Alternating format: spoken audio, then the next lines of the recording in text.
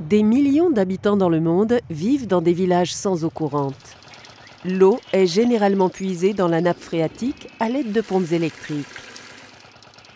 Mais ces villages n'ont pas souvent l'électricité et les pompes sont en général actionnées par des moteurs à diesel.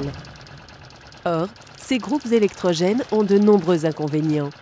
Ils contiennent beaucoup de pièces mobiles, ce qui nécessite des interventions mensuelles et un entretien majeur 2 fois par an. Une maintenance coûteuse et pénible, mais indispensable pour éviter les pannes. En outre, bien sûr, qui dit groupe électrogène, dit carburant, dépenses et émissions de carbone. Pendant toute la durée de vie de l'appareil, les villageois devront faire face aux frais de carburant, d'entretien et de remplacement des pièces de rechange. Ces villageois pourraient-ils se tourner vers d'autres sources d'énergie? Et s'ils passaient au solaire? On entend souvent dire que les panneaux solaires coûtent cher. C'était vrai avant, mais depuis 7 ans, les prix ont dégringolé de 80%.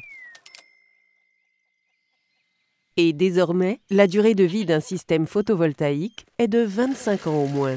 Comparons le coût d'une pompe diesel à celui d'une pompe solaire. Certes, les coûts initiaux d'une pompe solaire sont plus élevés, mais sur toute la durée de vie de la pompe, les frais d'entretien et de remplacement sont bien plus bas. Et le carburant dans tout ça?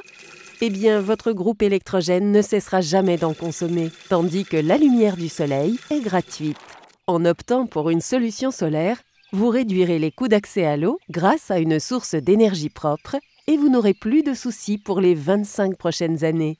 Le solaire s'impose de plus en plus comme la meilleure des sources d'énergie. Pour en savoir plus, rendez-vous sur www.worldbank.org/solarpumping.